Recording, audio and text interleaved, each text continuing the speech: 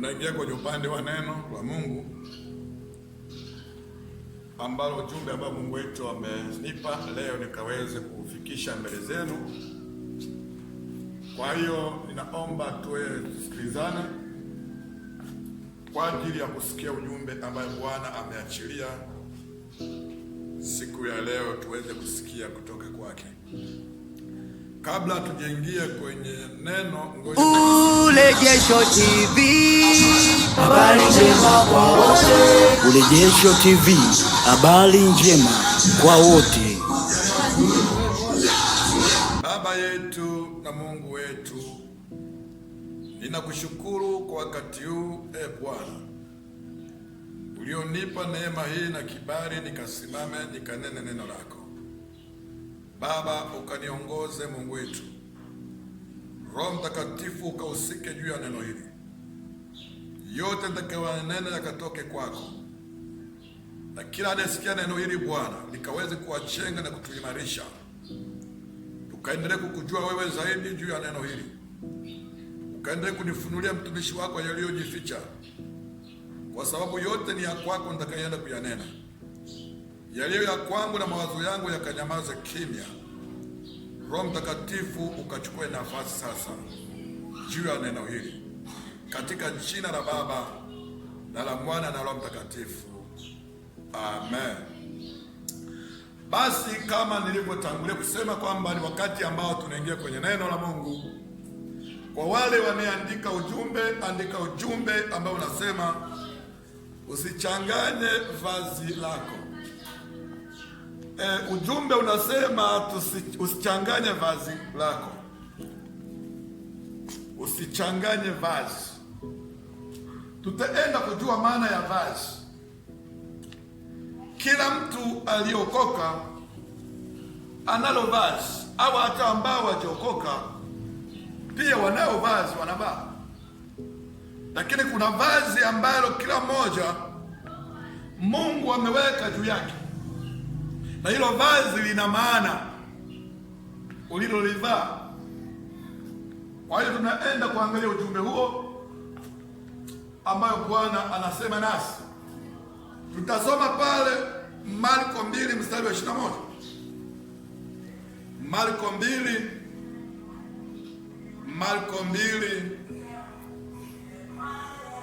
mstari wa 21, ambapo Biblia inasema, neno la Mungu linasema, ujumbe ambao unasema, Marko 2 mstari wa 21 anasema, hakuna mtu ashonaye kiraka cha nguo mpya katika vazi kuukuu. Ikiwa ashona kile kipya kilichotiwa, huliharibu lile vazi kuukuu, na pale palipotatuka uzidi. Tunaenda kutangulia kwenye somo letu kuangalia kwa Biblia inapotueleza kwamba kuna vazi jipya na kuna vazi kuukuu,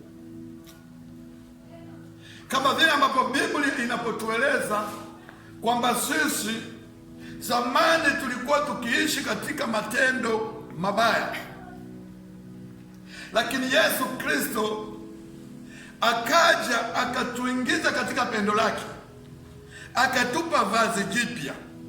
Sasa neno hili linatueleza habari ya kwamba kupitia vazi jipya linapoweza likachanika, alafu kachukua kiraka kikuukuu ukavalisha pale, huwa inaharibu lile vazi jipya.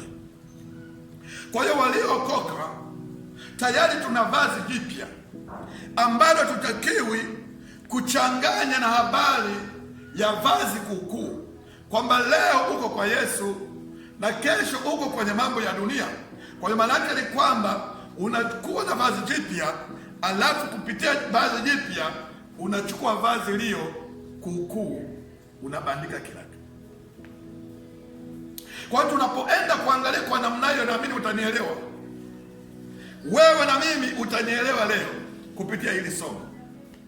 Wakati tumetoka kwenye utangulizi, lazima ujue kwamba wewe unalo vazi jipya, lakini lazima ujue kwamba mwanzo ulikuwa na vazi kuukuu. Kabla hujampokea Yesu Kristo ulikuwa na vazi kuukuu, ulikuwa ukiishi katika matendo yasiyofaa, lakini sasa umevaa vazi jipya. Lakini hizo vazi jipya unaweza ukaweka kiraka ambacho ni kiraka kikuukuu, kikaliharibu hilo vazi jipya ambalo Bwana ameachilia ndani yako. Kwa hiyo tutaenda kuangalia zaidi mpaka tutaingia habari za vazi. Haya mavazi tunayovaa kwamba yana mamlaka, lakini yanawezaje kuwa na mamlaka wakati ni vazi la kawaida? Ndio maana lazima ujue kwamba kwa nini nafika wakati hata wachawi wanaweza wakabeba vazi lako wakaenda kulifanyia kazi mambo yao wanayofanya. Kwa nini wabebe? Lakini kwa nini wabebi vazi jipya? Kwamba kitu ambacho hujakiweka kwenye mwili wako umelinunua kwao halina maana. Kwa nini wanachukua vazi lako ulilolivaa ambalo limechanika au kwako na uliona halifai, lakini wao wanalichukua wanaenda kufanya mambo yao? Ile vazi lina mapatano gani na wao? Manake kwamba kupitia wewe, mwili wako ni vazi la Kristo.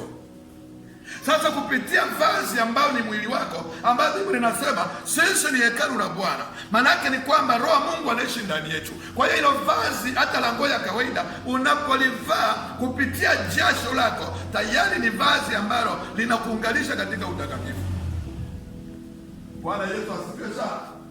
Kwa hiyo tunapoenda kuangalia kwa namna hiyo, tutaenda kuangalia kwanza lile ambalo Biblia inatueleza kwamba hata Yesu Kristo, ukisoma pale Mathayo 27 mstari wa 35, anasema wale watu ilifika wakati walipomsulubisha Yesu, lakini mavazi yake waliyapigia kura.